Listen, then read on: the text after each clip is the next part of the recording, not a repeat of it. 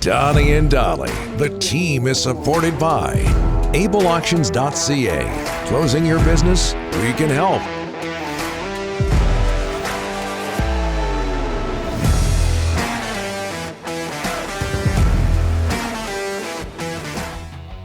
It is Tuesday, and all of our guests today brought to you by the Waddling Dog Pub, located 10 minutes from the ferry terminal. The Waddling Dog is the place to be to catch every Canucks game with one of their 19 taps of both domestic and locally crafted beer, wine, and cider. A daily happy hour from 4 to 6, brunch from 11 a.m. to 2, and a fully stocked liquor store attached. There are countless reasons to come, sit, and stay at the Dog, the Waddling Dog. We're joined now on a Tuesday. Wasn't able to join us yesterday, as he normally does on a Monday. From Hockey Night in Canada and the 32 Thoughts podcast, Elliotte Friedman, who is in Vancouver. Elliotte, thanks for doing this, sir. How are you? I'm good. You know, I have to tell you, Don, that yesterday I was walking along the seawall, and somebody stopped me, and he goes, hey, Elliotte, I just want to introduce myself. My name is Don Taylor. And I looked at him, and I was like, oh, my goodness, Don. And he was wearing a mask. I said, Don, I'm so sorry I didn't recognize you. And he goes, no, I'm not that Don Taylor. I'm a different Don Taylor. Oh. And so because I felt bad, I was like, wait a second. If I walk into Don Taylor in Vancouver, I'm going to know who that is. But I was slightly less embarrassed and relieved that I had not failed to recognize you. Well, you know what, Elliotte? You might not remember this because you're a bit younger than me, but the BC Lions that's right. had a running back in the 80s by the name of Don Taylor. He wore the number 19, and he still lives in Vancouver, very much involved in the community. Maybe that was Don. I'm not sure. Oh, I'd have to check. I'd have to see the photo. But it was just funny, like just such a small world. Eh? Yeah.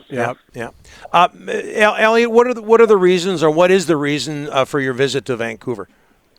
Well, thank you for asking. And the Canucks have invited me to be part of the Canucks Fun for Kids telethon tonight. Yep. And I'm honored that they would ask if I would want to do it. Of course, I would want to do it, and it really, I'm incredibly appreciative of them asking me to be part of it and wanting me to be part of it. We did it. I think I was here 3 years ago, the last one I did, and the incredibly generous community here raised over $500,000. Over $500,000. We were over 500,000. It was a great night. The only thing I cared about that night is that Scott Oak had hosted it the year before, and I wanted to crush his number. And we did, thanks to the great people of Vancouver and British Columbia. So we're hosting it tonight along with Randy, and I'm really looking forward to it. It's a real honor to be included.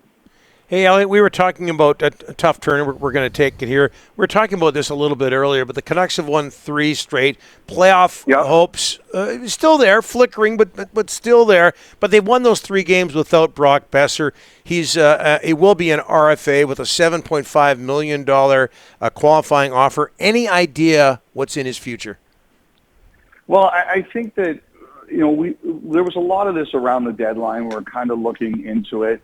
I think at some point the Canucks, and they're going to sit down with Boeser and just say, look, if you want to stay, what are you willing to do? I know that, when Boeser's name was out there were teams that said, look, if you want to include Boeser in a deal, we want the opportunity to talk to him just to see what, he's willing to do on his next contract. And I don't believe that ever occurred. Like, I don't think there was ever a team that entered into contract talks with him.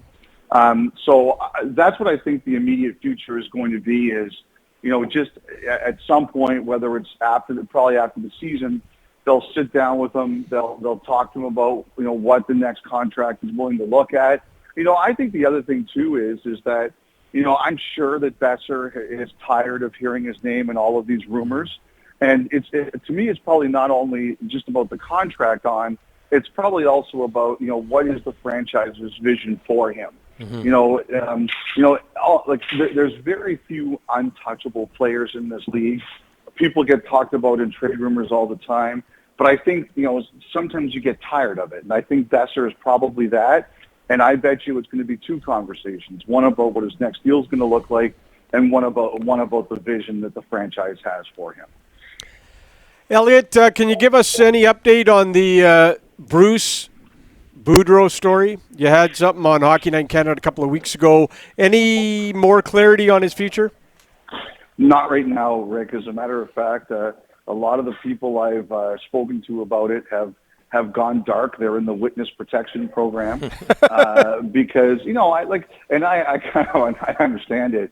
They're trying to make the playoffs, right? And they want that to be the story, and they don't want that. They don't want the contract situation to be the story. I think it surprised people that it kind of got out there, and that we're going to see what the future is here. I think that caught people a bit by surprise. I think it was before some people wanted it really even to be part of the narrative. But I think right now, everybody just realizes there's a bigger goal at stake, and that's trying to make the playoffs, and that has to be the front burner issue. Austin Matthews, boy, oh boy, 50-50. Can you tell us about the 50-50 controversy? I know everybody says it should be from the beginning of the season of 50 games. He did it in a different way. Still an incredible feat, Elliotte. Yeah, I don't know if is this really a controversy? I realize it's not like Maurice Richard or Mike Bossy or anything like that, or Wayne, yeah, but to me, this year, Rick, and I hope this is a sign of where we're going. You look at all the things that are being done this year. Matthews, he's going to be the third guy, the third guy in the salary cap era, and the third guy in, I think, 26 years to score 60 goals. Wow. Johnny Boudreau has a chance to have the most even strength points in, I think, also 26 years, and the 15th most all time. Roman Josi is going in a place for defensemen that we haven't seen since the 80s. I hope this is a sign of where we're going. I think that, and the other thing too is it's like power plays are half what they were in 05-06. Like our goals against average this year as a league is the highest it's been since that first year after the lockout. But that was a lot of power plays. This is not power plays, and I think that's a good sign. We're blessed to be watching incredibly skilled players, and I hope this is a sign of where we're going.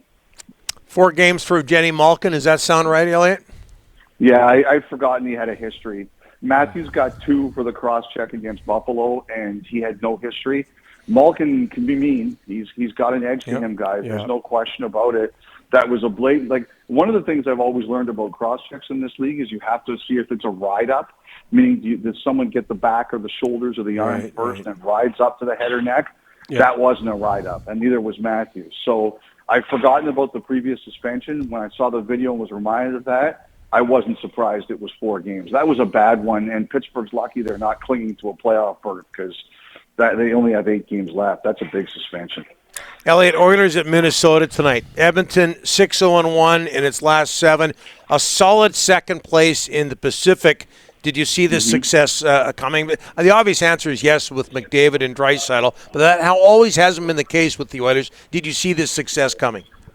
I wasn't so sure because I thought the goaltending was too leaky. I mean, Don, I think one of the things that's going to be interesting about these playoffs is I look at Edmonton and I look at Boston, and are they going to do tandems?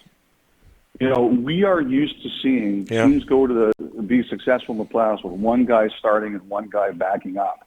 You really have to, if you want to look at this, the last time a tandem got anybody to the Stanley Cup final, it was a little different in Pittsburgh with Murray and Fleury, but there were injuries, and once Murray was healthy, he was the guy. But you have to go back to Philadelphia in 2010 with Brian Boucher and Michael Leighton. And, other than that, it really doesn't happen. So for me, it's the goaltending has solidified. I thought that's made them a lot better, no question about it. But I am surprised. But, hey, it's good for our company to have more Canadian teams in the playoffs, so I'll definitely take it. When you visit Vancouver, Elliotte, as we let you go, what's the go-to place? Where do you eat? Where do you hang out? Where do out-of-towners like to hang out?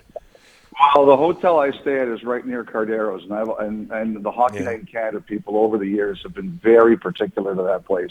I went out for dinner last night with Gary Lawless, so we were 2 tourists in the area. But I love Cardero's, and I've left a few brain cells there over the years, I think.